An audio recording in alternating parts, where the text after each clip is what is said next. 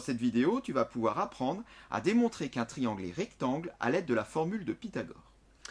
On donne ici donc un triangle ABC et on voudrait savoir si ce triangle est rectangle connaissant les longueurs des trois côtés. Alors pour ça, eh bien, on va appliquer la formule de Pythagore. En l'occurrence, ici, on va appliquer ce que tu appelles peut-être dans ta classe, la réciproque du théorème de Pythagore. C'est-à-dire que le théorème de Pythagore permet de calculer des longueurs. Ici, ce n'est pas le cas, puisqu'on voit bien qu'on a toutes les longueurs. Et la réciproque du théorème de Pythagore, donc la propriété qui fonctionne dans l'autre sens, on va la rappeler, permet de démontrer qu'un triangle est rectangle.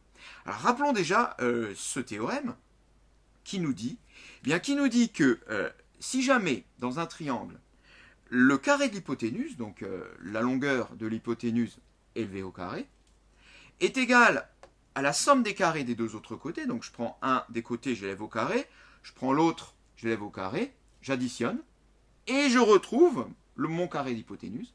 Dans ce cas-là, le triangle, il est rectangle. Reste à savoir, dans notre exercice, quelle pourrait être l'hypoténuse du triangle. Alors, comme j'ai dessiné le triangle, évidemment, ça induit le fait que s'il y a hypoténuse, c'est BC, mais si jamais, dans ton exercice, les longueurs sont données par le biais d'un texte, il va falloir déterminer quelle peut être la longueur de l'hypoténuse, parce que c'est celle que tu vas devoir calculer toute seule.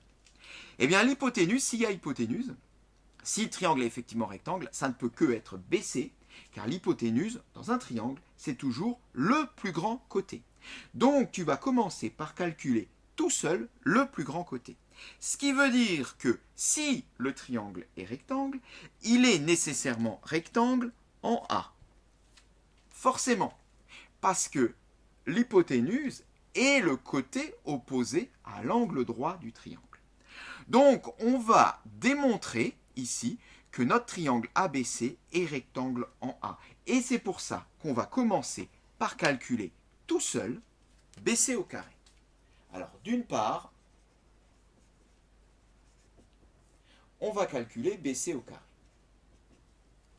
Si le triangle est rectangle, eh bien, il faudra que cette longueur au carré soit égale à la somme des carrés des deux autres côtés. Donc, on va calculer, d'autre part, eh bien, cette longueur au carré plus cette longueur au carré. D'autre part,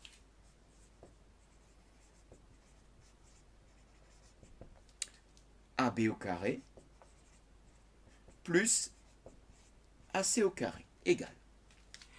Le truc est maintenant de montrer que ça est égal à ça. Si on arrive à prouver que ça est égal à ça, eh bien la formule de Pythagore fonctionnera et on pourra en déduire que notre triangle est rectangle. Alors, calculons d'une part et d'autre part les longueurs au carré que l'on a sélectionnées. Commençons par BC au carré.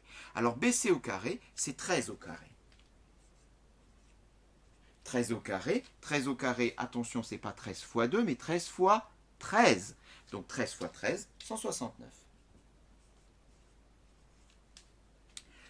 Poursuivons, calculons maintenant AB au carré plus AC au carré. Alors, je vais le faire en dessous juste pour des raisons de place. AB au carré, bien AB au carré, AB vaut 12, donc AB au carré, ça sera 12 au carré. Plus AC au carré, AC vaut 5, donc ça sera 5 au carré. Calculons ces deux carrés. 12 au carré fait 144. 5 au carré, 25. 144 plus 25, 169. C'est parfait. Je retrouve bien le 169 que j'avais précédemment. J'ai donc ici le carré de l'hypoténuse qui fait 169, la somme des carrés des deux autres côtés qui est également égale à 169.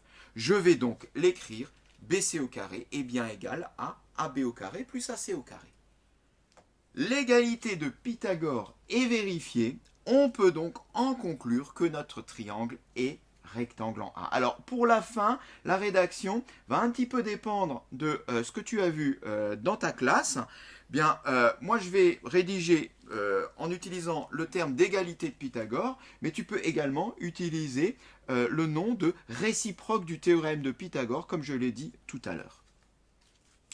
L'égalité de Pythagore est vérifiée, ou la réciproque du théorème de Pythagore est vérifiée, et donc le triangle ABC est rectangle en A. Alors, petite précision, au brevet, si tu travailles ça pour le brevet, que tu utilises le terme d'égalité de Pythagore, de formule de Pythagore, de réciproque de théorème de Pythagore, tout passera sans problème, les trois sont justes.